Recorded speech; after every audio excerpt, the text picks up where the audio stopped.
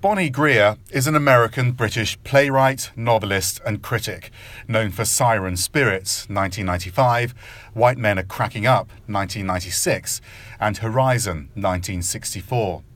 She's a Verity Bargate Award winner and was named as one of the 300 public intellectuals in the UK by the Observer newspaper in 2010, and she was appointed as an officer of the British Empire by the Queen, no less. She served as Deputy Chair of the British Museum and on the boards of the Royal Academy of Dramatic Art, London Film School and Theatre Royal. She was Chancellor of Kingston University and continues to be a regular contributor to a wide range of news and arts programming. She lives in London's West End, but grew up on the south side of Chicago, the eldest of 7 children, and next to a railway, dreaming of what it would be like to get on board and get away and see the world. Here she describes to me how she's driven by her fear of being phony, which is rooted in her father's experience of living under segregation in Mississippi. Bonnie. Yes. A writer. Yes. A very successful writer. You're sort of shirking at that description, but you are by definition a very successful writer. Do you feel successful? I don't know. You know, the thing is, I've sort of shunned being a professional anything. So I guess when anything looks like something's about to happen, even though, you know, I've got awards for writing and stuff, I've never been in writing culture, because part of what the profession is about is also being in the culture. You have to want to be in and do that, and I've never wanted to do that. And so in a way, I guess I've counted myself successful to be able to make a living and not be in the culture. And that's always been the sort of tension for me, is not being the culture. What's your most successful piece of writing from your point of view?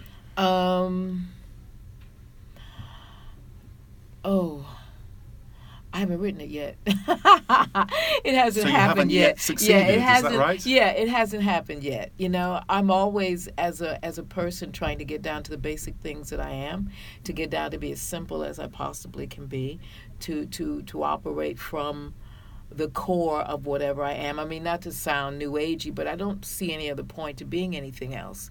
And so to find out, because we know that underneath us there's something else that's running. There's another river running. And it's kind of like, for me, life is about finding out what that river is. Because whether you believe in an afterlife or not, for sure, you're not going to be around. The clock is going down. So my life has been about trying to find out what river is running underneath that. What is it? Because we all have a facade, we all have everything, but what's the thing that's underneath? And I think that's really my quest. It's been my quest. And I think the more that you find out about this river that runs underneath, actually the simpler your life becomes, the simpler you become, and the lighter you become. Actually, it's a kind of very strange thing. So your hope, the thing you're aiming at, your ambition, is to get to know yourself? Yes, 100% correct. And when you've done that, you've succeeded? Yes, that's it exactly. I want to know, when I wake up in the morning, if I'm doing something, why am I doing this thing? You know, if I'm living, why did I move from the south side of Chicago to the west end of London? Why did I do that? You know, it's not just about trying to do something else. I was born in the United States. You can't get more potentially successful than that on this earth. I mean, that's a frank thing. So why would I move to a foreign country? Why would I move to a country where I had to actually sort of every day try to understand what's going on? Why'd I do that to myself? Because most people don't go to foreign countries. They don't even go to the next town if they don't have to.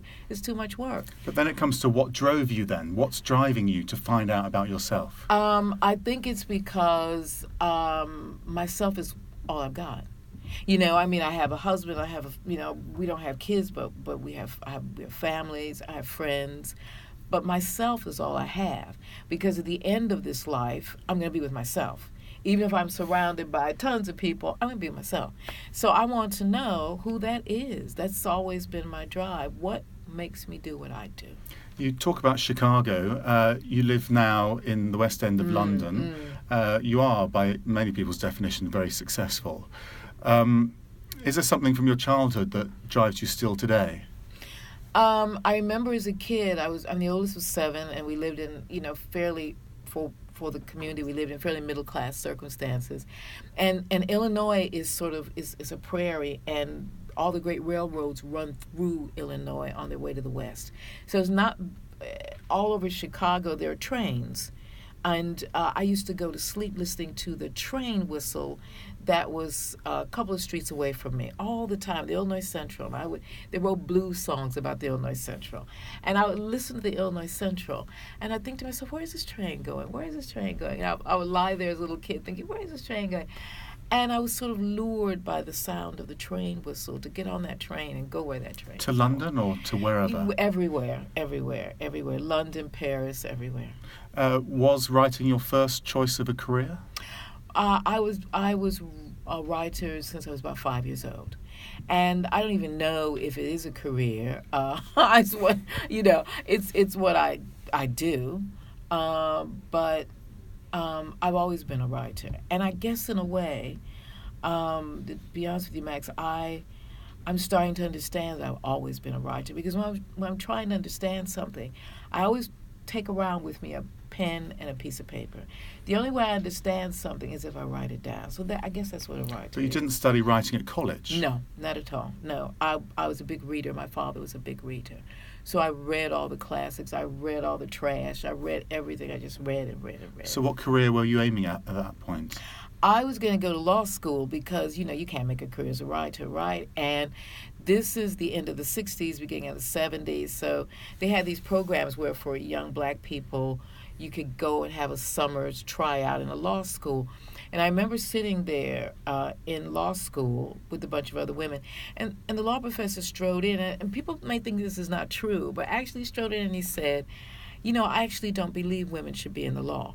Now, I'm sitting there and I'm thinking, am I going to waste my time or my life in a profession where there are guys walking around like this?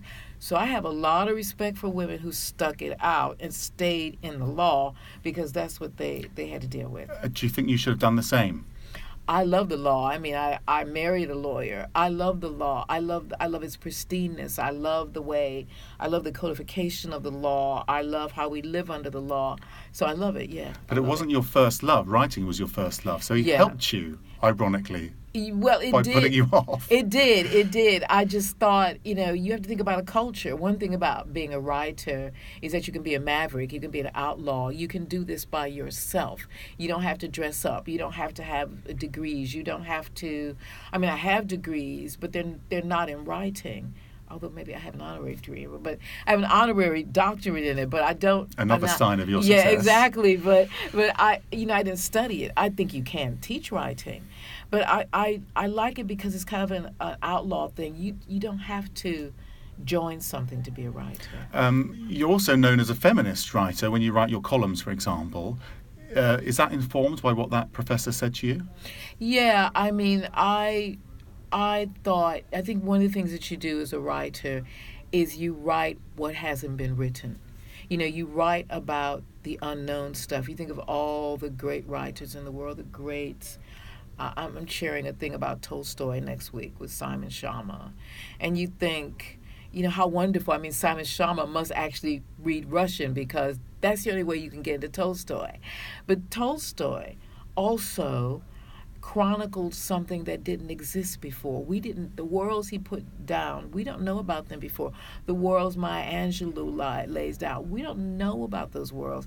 So as a writer, what you're doing is you're chronicling that which does not exist, and you bring it into existence. You have to find the language, you have to find the medium, you have to find the pace, you have to find your way of saying it, and it's a lifelong quest, and it keeps you. It keeps you a child. I think it's very important to keep bits of your childhood. And I think that's one really important thing about success. Because one of the things that society tries to do to all of us, one of the things that school does to us, is make us grow up. And of course, you have to grow up. You have to be an adult. But there's always a moment in your childhood, even if you can't remember, when you're sitting by yourself, or you're playing with your pet, or you're with your friends, or you're walking, that is you. And always you have to touch that part, even if you can do it only on the weekends, even if you can only do it, say, on your summer hauls, you have to find that child and you have to be with that kid, because that child actually tells you the truth. And when that child is telling you the truth all the time, that's how you become successful, because there are other people out there who can feel that authenticity. I mean, it is about being authentic. Most people, whether they're aware of it or not, are looking for authenticity. I mean, part of Trump's success, I detest him, but people think he's authentic. I mean, he's made a career out of portraying authenticity. But people now are looking for authenticity. It means, who are you? That's all I'm interested in now. That's what people are interested in. If you belong to a corporation, if you're part of a structure, you can't be authentic. And here's a guy who looks like he's been authentic. Is crap. But, I mean, seriously, he's made, I'm in the theater, so I know the theater of Donald Trump, and it's a great performance. But people think that he's authentic, so they're able to live through him, through what they think is his authenticity, even if they don't agree with what he's about. So I think if you pay a price, you pay a big price, because I'd say 80% of people are frightened by authenticity. They don't really want it. They think they do, but they don't. Where you become successful, I think, is how much you can be authentic to yourself. You have to be authentic to yourself. You can't make original content. You can't be original. You can't be any of those things unless you're authentic. And I think people are looking for originality because there's so much cookie cutter stuff being thrown out. It's a price you pay, but it's worth it in the end. You're telling people to be themselves, which can be really hard and intimidating. Yeah, it's often a thing that women in workplaces complain about, isn't it? That if they feel they show any emotion, then it'll be seen as a weakness. Yeah, but most of us, not me, I've avoided having a proper job most of my life. I haven't punched a time clock, as they say in America, since 30, 40 years. But I think the thing is, you still have to find a space. Even if you have to come to work to put on a performance, after work, you be yourself. If after work means you like boxing, which I do, you go to the gym and you box. If after work means I want to go and have cocktails, you go cocktailing. If after work means you want to go and sit in a bar and look at some nice-looking guys, that's what you do. You make sure that you're being yourself, because people die, and they die young because they're not being themselves. But people might be listening to you saying, I'd love to tell everyone I'm going to boxing after work, but I'm not brave enough to do that. There's something different about you that gives you the courage to be able to do that. I'm wondering where that comes from. Well, you have to ask yourself, why do you need to tell other people about it? Okay, see, that's the thing. If you're walking around trying to get validation, which is what a lot of people are trying to do, and they don't know that, because if you're looking for validation, you are performing your life. And let me give you an example, and I'm not saying this is true. We hear about famous people who've committed suicide recently, and people are going, why did this person kill themselves? They didn't leave a note. We don't understand. There are more people out there performing their lives than they know.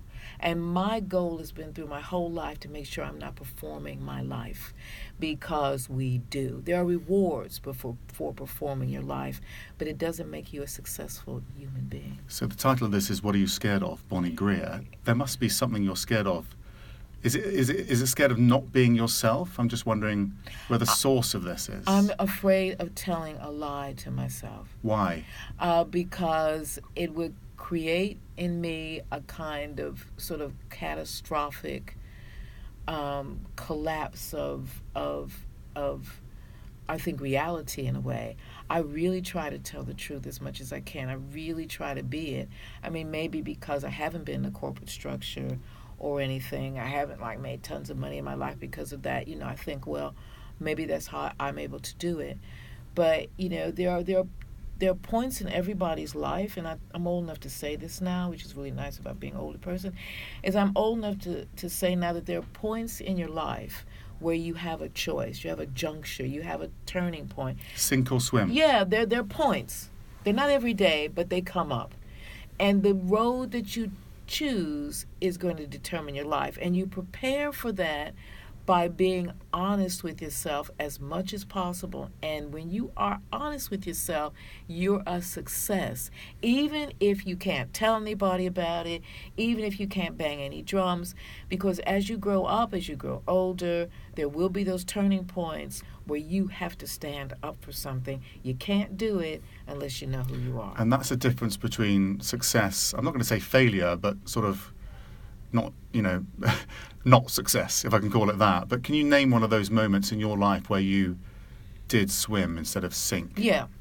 I was asked by Question Time 10 years ago next month. A TV show? Yeah, BBC, panel discussion, to be on this particular discussion with the guy who's leader of a far-right Griffith. It was Nick Griffith. Nick Griffith was a member of Parliament for the European Parliament, and he was the leader of a political party where people thought was going to get into Parliament. My politics geared toward the left, and I lost friends. People were calling me up and saying, you cannot go on air with this man, because if you go on air with this man, you validate him. And there's a process on the left called no platforming, which means you don't sit on the platform with a person like that. And you were afraid of doing it as well? I was, because I didn't want to lose my friends. The people I respected, the people I deeply respected, who were sent to call me up to say, don't go on air. And my late dad was born and raised in Mississippi, where he grew up under racial segregation, and he couldn't speak out and say what he wanted to say.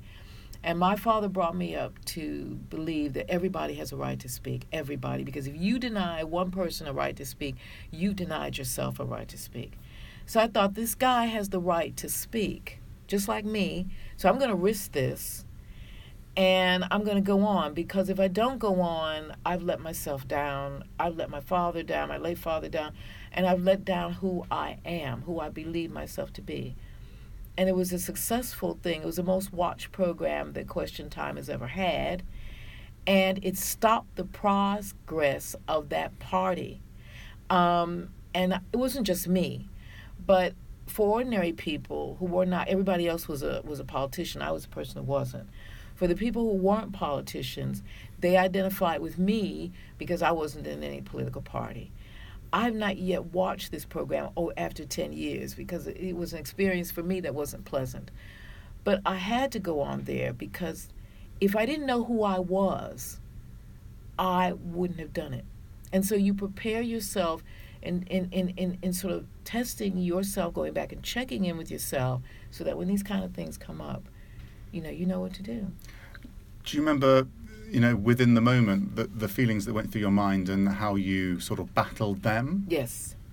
I was scared, because I'm a writer, and people don't believe me, but a lot of my life is very hermetically sealed. I'm at my desk all the time. So suddenly, people were calling me up, and don't ever believe nobody can find your phone number. They found my phone number. People were calling me up out of the blue. There were newspaper articles saying Bonnie Greer will wish she never moved to this country.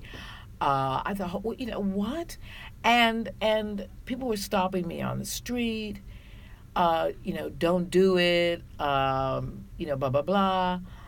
But I wouldn't have been able to go on unless I'd spent my life checking in with myself. And so when I was able to take on that stage, sitting next to that guy, I'll tell you the thing that happened. I had terrible heart palpitations the afternoon of it. And so my husband and I decided to call the NHS, which I've never been in an ambulance in my life. So I'm in the ambulance. This guy is doing my heart. The ambulance attendant said, I know who you are. I know what you're going to do tonight.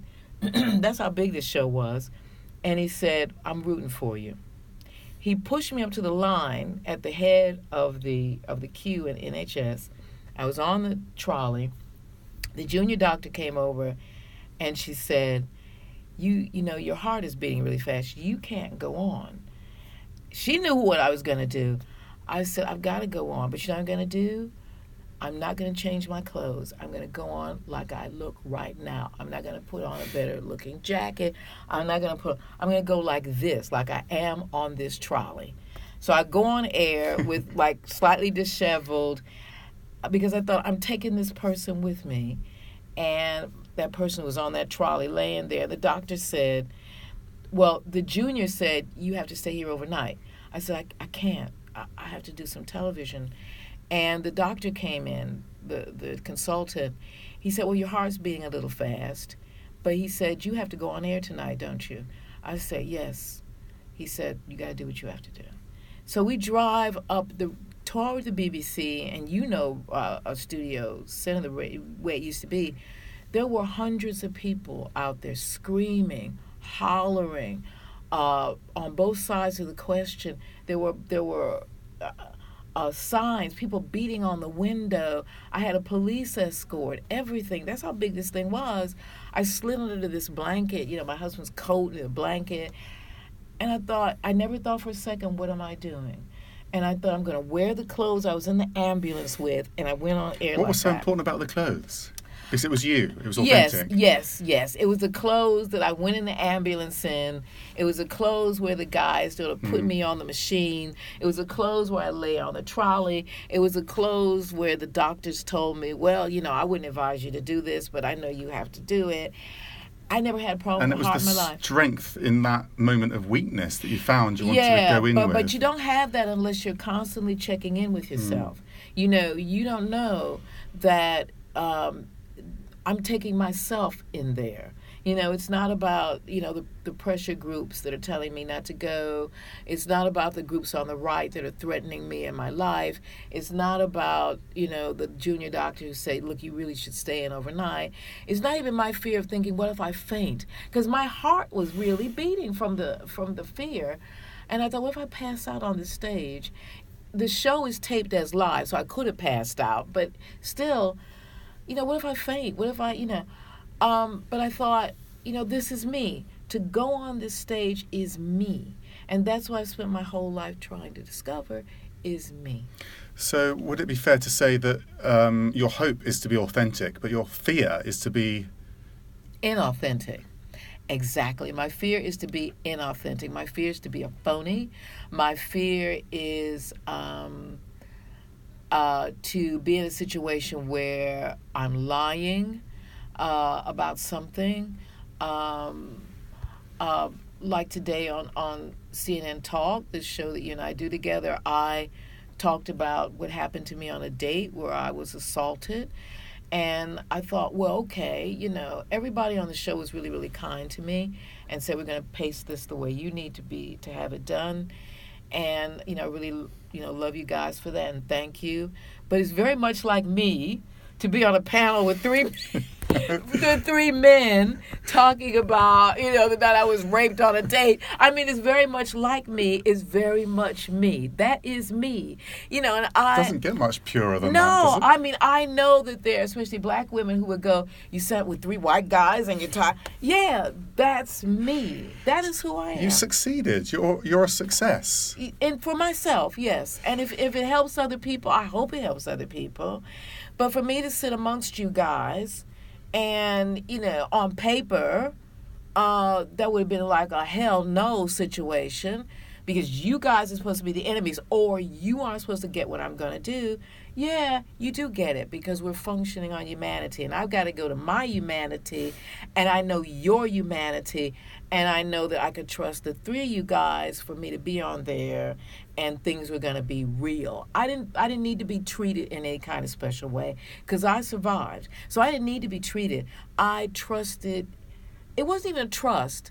It was the part of me that's human knows a part of you that's human, so it's going to be what it's going to be. How much of this determination to be yourself comes... You mentioned your father earlier and described how he wasn't able to be himself because of the conditions, the segregation he lived under. Yeah. Is this, somehow a manifestation of what he went through and you're determined not to have that, you're scared of going back to that? When I wrote my sort of memoir, I realized that my parents, my mom and dad, are the biggest driving force in my life. That's a really weird thing to say. So in a sense, I'm always thinking, even at this point at my age, I'm thinking, gosh, what would my mother and father do in this situation? They were both really kind of feisty individuals who really worked hard to express themselves. Not express themselves, but be themselves under very trying circumstances for them. So I always think, I don't think it. It's like I know they would tell me, "Oh, just say it, just do it, just be it, just." And so you don't want to let them down. Yeah, but also they went through what they went through so that I would be able to be in London if I wanted to be there. If I wanted to have kids and grandkids, I could have those. I didn't want to have them, and they would have said that's fine. They wanted me to be who I was. Because that's all you got at the end of the day. I'm sitting here weeping because I'm thinking of them. But, that's all you have. And, you think, I was raised Roman Catholic. And they say once a Catholic, always a Catholic. And so I don't practice anymore. But, you taught as a little kid that there's this thing called the memento mori, where you're lying there. And if you're lucky, you have a moment where you... you're going, blah, and you're taught as a Catholic, there's a moment of death. You lying there and you're thinking, maybe all these people will be around you and going, weeping or whatever the heck they're going to be doing. And, you're lying there thinking, yeah, okay, it's nice to see all these people. But I'm going out of here myself, they're not coming with me. Them. Exactly. Thank you for being here. And, don't ask me, how I want to be buried. I'm not going to know about any of that. But, it's like, thanks, guys, for being here. I love you, too. But unfortunately, I'm going out of here, okay? So I'm like... You have to be happy with yourself. Exactly. I have to lie there and think, well, okay, Bonnie, okay, you didn't do this, you didn't do that, but well done. Hey, it's over, the curtain's coming down. But I'm not going to be sitting there like, thinking, oh, my God, why didn't I marry this person? Or why didn't I do this? Or what? No, I don't ever want that to happen to me. And, you see people going, in movies, I should have married Joe. What kind of way is that to die? I don't want to think like that. I want to go like, okay, it's time for me to go. I did this, and this. That was great. You've already been a success from this conversation. You are a success. And thank you for speaking to me. And I'm sorry, I hope I didn't make you cry. It was no, I'm thinking of my parents. Every time I think about them, they make me cry. Thank you so much for speaking to me. Thank you, Max.